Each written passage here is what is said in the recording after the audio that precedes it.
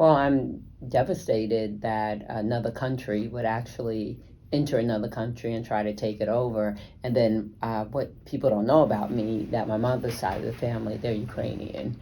And not that I know of any family members there. My aunt might know. My mother's deceased. But I just think no matter what country it is, that's terrible that another country would invade it. And I think it's crazy that you mentioned your family ties too, because I think it's easy to almost write off a situation like this if you don't have family or friends that are impacted. So like when people watch this tonight, what is something that you would say is, to keep top of mind? Why should people here care about what's happening over there? Well, first of all, we're on one planet, we're all really in the same boat. And if Russia could invade Ukraine, it could invade Poland or some other country and some other country and some other country. Where does it end? Yeah, I don't want to be taken over. What brings you to Quincy today?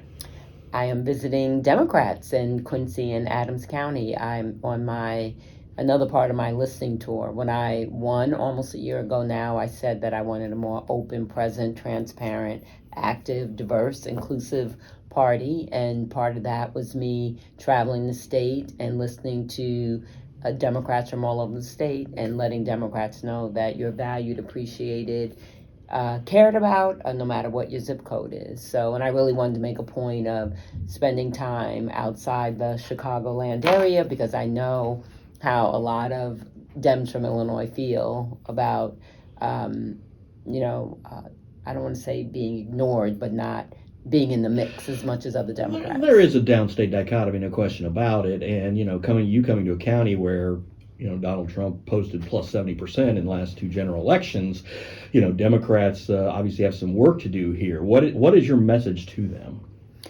My message to them is to get involved, get as many people registered as possible, and get people voting.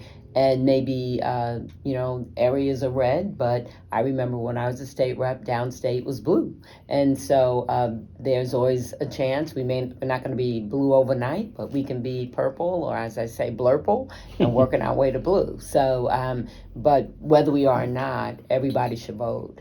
And everybody should come out. Everybody should be involved. No question about it. I mean, Quincy had 30 straight years of a Democrat mayor and a long tenure of a Democrat majority on the city council. So it's certainly doable. But when you talk about that and trying to look at the statewide, talk a little bit how redistricting kind of plays into that to see how the state can change its, try to make it so, the blue drifts down a little bit. Does redistricting come into play there at all? Well, when I think of, I know more our congressional seats, and which we're trying to have 14 Dems and 3 Republicans come to Congress, but still downstate will be, as far as Congress, will be red because of Boss and either Rodney Davis or Mary Miller, and then, LaHood goes all through the state.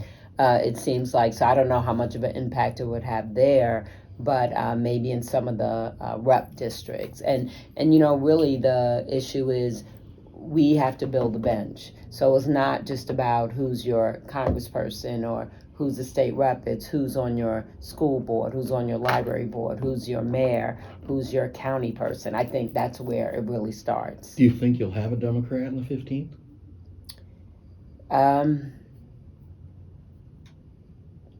Yeah. Kate says yes. Yeah. And she's the chair of the biggest city and county. It's split up, but she's saying yes. So I guess you guys will get one. Yeah.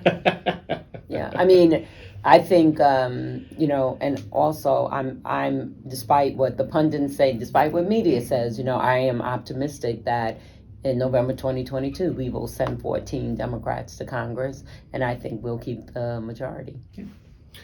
So I'm not sure who all you've visited since you've been in Quincy today. But I actually just got here about a half hour ago. You're first.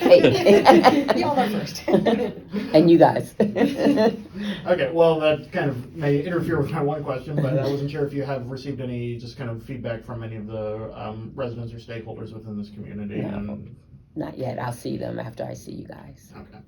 Well, I'll just chime in with one of the local issues that we're facing. I mean, infrastructure obviously is a considerable one. I mean, obviously not just here, but all over the state. And we have a few in U.S. highway routes that connect to Hannibal and to 172 or I think it's 172. I'm not from here, but into Springfield. What's kind of the shape of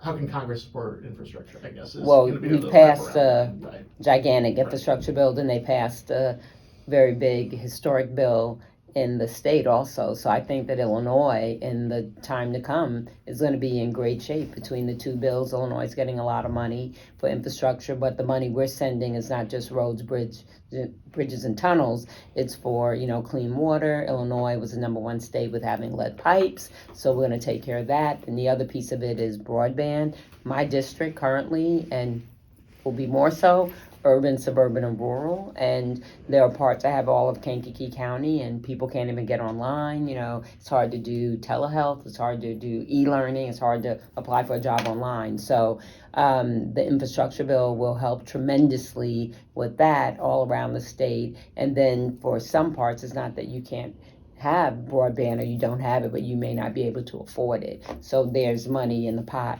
to help with that also. Then all of us were allowed to pick up to 10 projects in our own area to work on. So I don't know what projects were picked here. And you might have gotten 7 approved or 8, maybe 10, I don't know. So I'm sure some of those projects were infrastructure projects. They there were criteria, but they could be infrastructure, helping a college, helping something in healthcare, things like that. So I don't know what your congressperson picked, but or what was approved, but it looks like that's going to be approved also. And you mentioned lead service lines, and I think Illinois, I believe, has the most lead service lines in need of replacement in the United States. In the United States. And Chicago, #1 city. And for that to be just a 20-year plan to try and repair and replace all of the lead service lines, it's certainly probably down the road going to require consistent federal funding to help support local municipalities from fitting the bill for that kind of a thing. So how important is that going to be to offer federal support just to meet those EPA mandate or requirements? Definitely important, but also we're also beside this, but we work with the Army Corps of Engineers to work on water issues and water projects also. So that helps beside what's coming down in the infrastructure bill. And I'm not sure with the state if there are water projects, and I'm not as familiar with what they passed. If there's something in there that'll help with that also. And are you currently working on any legislation right now, and kind of what's needed to kind of see that come to reality? As far as just in general, is there anything that's just on your agenda right Yeah, now that you're focused on? My legislation is typically healthcare. I do technology legislation.